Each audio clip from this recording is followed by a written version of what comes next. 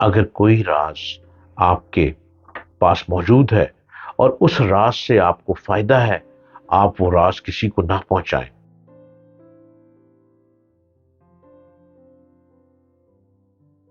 السلام علیکم۔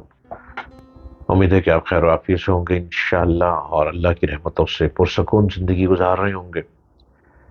میرے چینل کو سبسکرائب کیجئے، ڈاکٹر جلیل اسلم آفیشل، اور مجھے ہر روز سنتے چلے جائیے۔ نادان آدمی کی نظر حال پر ہوتی ہے، عقل مند آدمی کی نظر مستقبل پر۔ نادان آدمی آج کے حالات میں ایک ناپسندیدہ چیز دیکھتا ہے، وہ اس سے لڑنے کے لیے کھڑا ہو جاتا ہے، جبکہ عقل مند آدمی دور اندیشی سے کام لیتا ہے۔ وہ سوچتا ہے کہ ہماری آج کی لڑائی کا انجام کل کس انداز میں نکلے گا۔ نادان آج کو دیکھ کر اقدام کرتا ہے، عقل مند وہ ہے جو مستقبل کو سامنے رکھتے ہوئے اپنے عمل کی منصوبہ بندی کرے تو ہی وہ کامیاب ہے۔ اور عقل مندی اس کو کہتے ہیں کہ اپنے راز کو راز رکھا جائے۔ بہت کچھ جاننے کے باوجود آپ کسی سے کوئی بات نہ کریں، کیونکہ آپ جب اپنا راز کسی تک پہنچائیں گے، آپ کا راز سننے والا اس کو اپنے انداز میں آگے پہنچائے گا، آگے سننے والا اس کو اپنے انداز میں پیش کرے گا۔ یوں وہ راز کئی جگہوں پر گھومتے گھومتے ایک پھٹی ہوئی قمیض کی طرح دکھائی دے گا، اور یوں راز والا برباد ہو جائے گا، اور وہ راز جہاں جہاں تک پہنچے گا وہ راز لیر و لیر ہو جائے گا۔ ایک بادشاہ کے غلام نے بادشاہ کا راز لوگوں پر ظاہر کرنا شروع کر دیا۔ بادشاہ کو جب غلام کی اس حرکت کا علم ہوا تو اسے شدید غصہ آیا۔ اس نے اس غلام کے قتل کا حکم جاری کر دیا، اور ساتھ ہی یہ بھی حکم جاری کیا کہ شہر کے تمام غلاموں کو قتل کر دیا جائے۔ بادشاہ کا حکم سنتے ہی جلادوں نے تلواریں میان سے نکال لی اور ان غلاموں کو قتل کرنے کے در پہ ہو گئے۔ جب موت سر پر منڈرا رہی تھی، ایک دانا غلام بادشاہ کی خدمت میں حاضر ہوا اور عرض کی کہ ہم سب غلام اس جرم سے برابر کے شریک ہیں کہ آپ کے راز کو راز نہ رکھ سکے۔ آپ تو دانا ہیں، عقل مند ہیں، آپ یہ بھی تو دیکھیں کہ آپ اپنے راز کو راز نہ رکھ سکے اور ایک غلام سے بیان کر دیا۔ جب آپ خود اپنے راز کی حفاظت نہ کر سکے تو پھر ہم جیسے جاہلوں سے کیسے توقع رکھ سکتے ہیں؟ اپنے راز کو دوسروں پر ظاہر نہ کرو، کیونکہ وہ راز نہیں جو تم دوسروں سے بیان کرو۔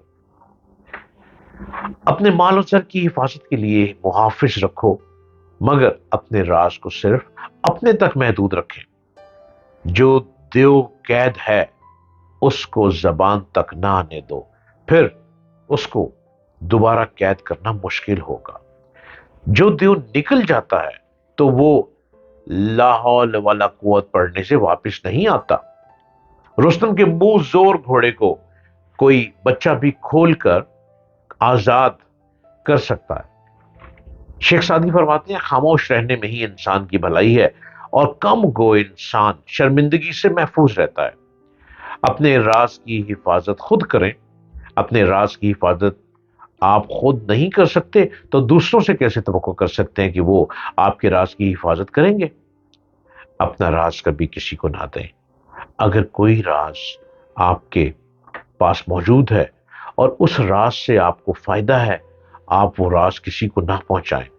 اگر وہ راز کسی کو پہنچاتے چلے جائیں گے، آپ خود تو برباد ہو گئے، لیکن راز گھومتے گھومتے نہ جانے کس قسم کے الزام آپ پر لگنا شروع ہو جائیں گے، کیسی تہمات سے آپ کو گزرنا پڑ جائے۔ اس لیے راز کو راز ہی رہنے دو، پردے کو پردے میں رہنے دو، پردہ نہ اٹھاؤ۔ ہر اقدام اپنے نتیجے کے اعتبار سے مستقبل کا واقع ہے۔ اقدام کیا جاتا ہے مگر اس کا نتیجہ ہمیشہ آئندہ نکلتا ہے۔ اس لیے یہی درست ہے کہ عملی اقدام کو آئندہ کے نتیجے سے جانچا جائے۔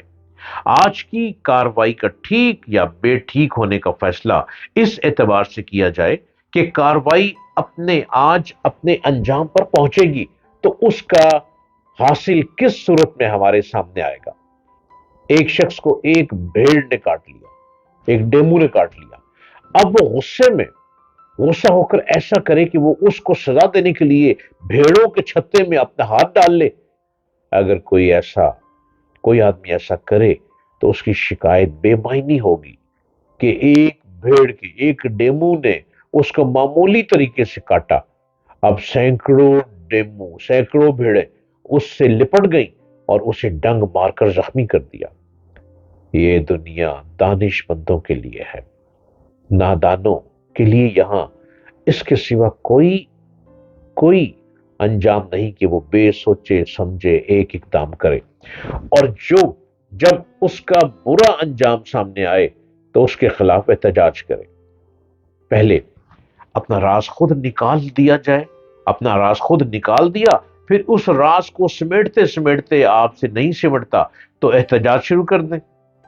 آج کا صحیح مصرف آج کو قربان کرنا نہیں بلکہ آج کو استعمال کرنا ہے۔ جو اس حکمت کو جانے وہی اس دنیا میں بڑی کامیابی حاصل کرتے ہیں۔ ایک مغربی مفکر ہے کہ اچھا سپاہی جنگ کے پہلے ہی دن لڑ کر مر نہیں جاتا بلکہ وہ زندہ رہتا ہے تاکہ اگلے دن دشمن سے لڑ سکے۔ A good soldier loves to fight for the second day۔ یہ قوم صرف معروف قسم کی بڑی بڑی جنگوں کے لیے نہیں بلکہ روزانہ پیش آنے والے عام مقابلوں کے لیے بھی ہے۔ اگر کسی کے ساتھ آپ کی انبن ہو جائے اور آپ فوراً ہی اس سے آخری لڑائی لڑنے کے لیے کھڑے ہو جائیں تو آپ ایک برے سپاہی ہیں۔ آپ اپنی زندگی میں کوئی بڑی کامیابی حاصل نہیں کر سکتے۔ اس کی وجہ یہ ہے کہ اکثر حالات میں آدمی پہلے دن مؤثر لڑائی لڑنے کی پوزیشن میں نہیں ہوتا۔ اس لیے عقل مند وہ ہے جو پہلے دن لڑائی کو مؤخر کرے، کینسل کر دے، لڑائی سے ہٹ کر اپنے آپ کو مضبوط اور مستحکم بنانے کی جستجو کرے، تاکہ یا تو اس کے مقابلے میں اس کا حریف ہتھیار ڈال دے یا وہ خود اتنا طاقتور ہو جائے کہ ہر مارکے کی کامیابی کے ساتھ جیت سکے۔ جیت اسی کی ہوتی ہے جو ذہانت سے کام لے۔